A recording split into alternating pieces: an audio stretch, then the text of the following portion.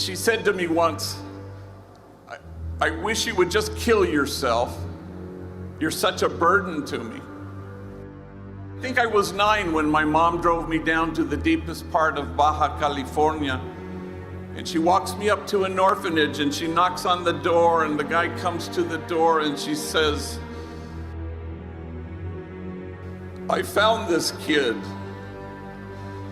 And she left me there for 90 days until my grandmother could get out of her where she had dumped me, and my grandmother came and rescued me. My mom beat me every single day of my elementary school years with things you could imagine and a lot of things you couldn't. Every day my back was bloodied and scarred. I had to wear 3 t-shirts to school each day.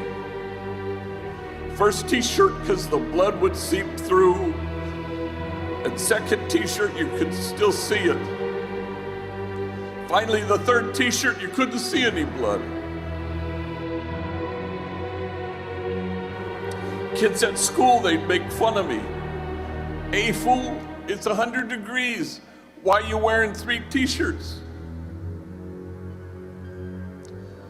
And then he stopped speaking, so overwhelmed with emotion. And he seemed to be staring at a piece of his story that only he could see. When he could regain his speech, he said through his tears,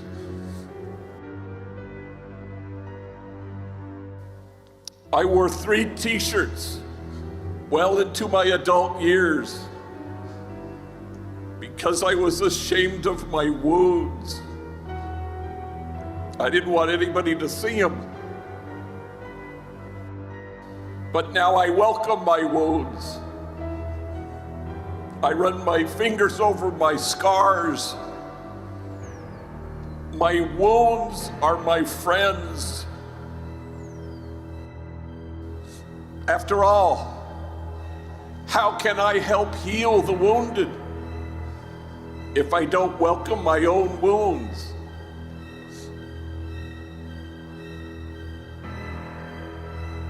The measure of our compassion lies not in our service of those on the margins, but only in our willingness to see ourselves in kinship